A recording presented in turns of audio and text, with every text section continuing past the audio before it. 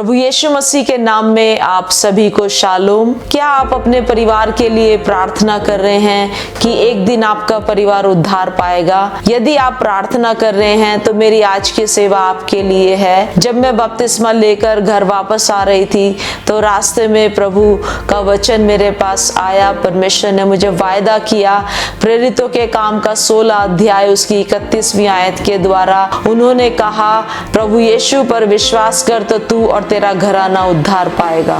सबसे पहले मेरी 3 छोटी बहनों ने, रश्मि, ज्योति और सुनीता ने प्रभु यीशु मसीह को अपना उद्धारकर्ता ग्रहण किया। उसके बाद मेरे छोटे भाई मनोज ने प्रभु यीशु मसीह को ग्रहण किया।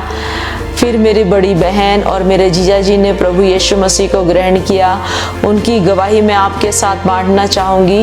एक दिन मेरे जीजा जी मेरे पास आए, उन्होंने कहा कि क्या आपके प्रभु हमें संतान प्राप्ति में सहायता कर सकते हैं। मैंने अपने जीजा जी को कहा, प्रभु यीशु मसीह आपको आशीष देने के लिए इंतज़ार कर रहे हैं।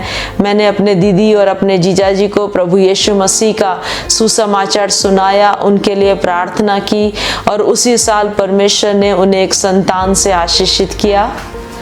परिवार में मेरे पापा सबसे आखिरी व्यक्ति थे जिन्होंने प्रभु यीशु मसीह को ग्रहण किया। बीच बीच में पापा मम्मी से पूछते थे, क्या आपने भी प्रभु यीशु मसीह को ग्रहण किया है? तब मेरी मम्मी कहती थी, जी मैं आपके साथ हूँ, प्रभु यीशु मसीह को मैं तभी ग्रहण करूँगी जब आप करेंगे। पापा मेरे विश्वास की यात्रा को बहुत ऑब्जर्व करते थे। मैं सोच भी नहीं पाती थी कि एक दिन मेरे पापा प्रभु यीशु मसीह को ग्रहण करेंगे। और उन्होंने जब मेरे आत्मिक यात्रा को देखा, 2-3 घटनाएं मैं आपके साथ बांटना चाहूँगी। एक दिन रात को पवित्र आत्मा ने मुझे उकसाया कि मैं उठकर प्रार्थना करूं। मैं उठकर एक कमरे में छोटी सी जगह पर जाकर बैठ गई और प्रार्थना करने लगी। और जब मैं प्रार्थना में लवलीन थी और पवित्र आत्मा मेरे जरिए से आहें भर भर कर प्रार्थना कर रहा था, उसी समय मेरे पापा वॉशरूम यूज करने के लिए उठे।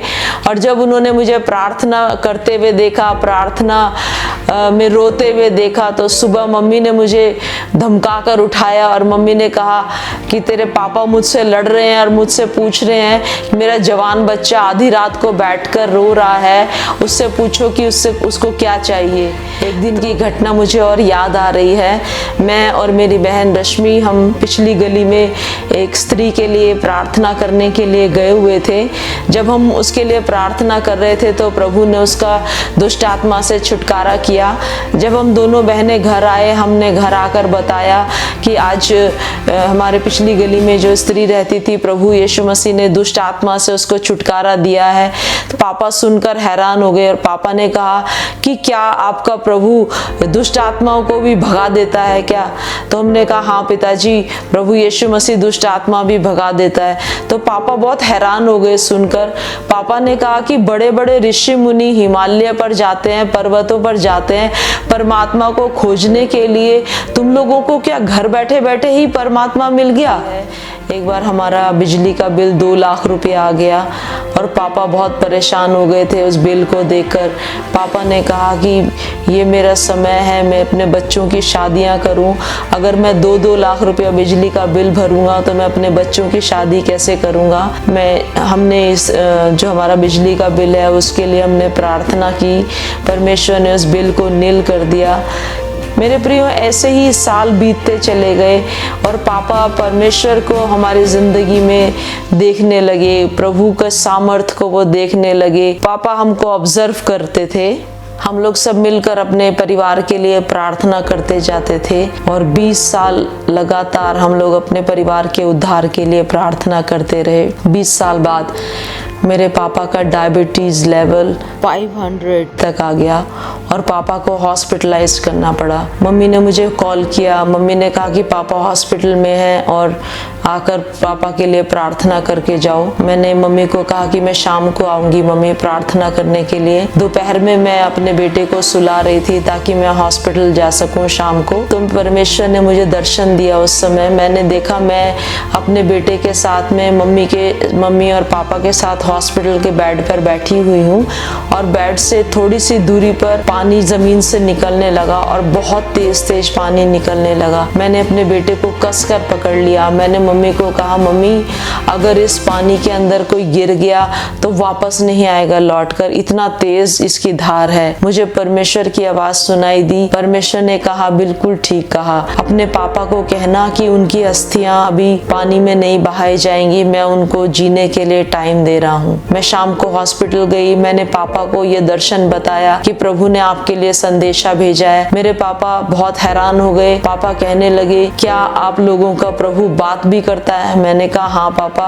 परमेश्वर बात भी करता है और अच्छी बात यह है कि परमेश्वर ने आपके लिए संदेशा भिजवाया है। मैं पापा के लिए प्रार्थना करके वापस आ गई हॉस्पिटल से। दूसरे दिन पापा का डायबिटीज जो लेवल था 200 पर आ गया। पापा हॉस्पिटल से डिस्चार्ज हो गए। उस दिन पापा ने प्रभु यीशु मसीह को अपना उद्धारकर्ता करके ग्रहण कर लिया। हालेलुया। पापा के देहांत से पहले 2 हफ्ते पहले पापा ने बपतिस्मा लिया। मैं परमेश्वर का धन्यवाद करती हूँ, पापा ने परमेश्वर की इच्छा को पूरा किया जाते जाते। और लास्ट में मेरी सिस्टर इन लॉ जानवी ने प्रभु यीशु मसीह को ग्रहण किया। मैं परमेश्वर का बहुत धन्यवाद करती हूँ। उन्होंने मुझे बुलाया और मुझे कहा कि मुझे पता ही नहीं चला कब मुझे प्रभु यीशु मसीह से प्रेम हो गया, मैं कब प्रभु की हो गई। उस दिन हमने उनके लिए प्रार्थना की, उनको सुसमाचार सुनाया और वो भी हमारी संगति में शामिल हो गई। मैं उन सब लोगों को उत्साहित करना चाहती हूँ जो अपने परिवार के लिए प्रार्थना कर रहे हैं। आप अपने परिवार के लिए प्रार्थना जारी रखें,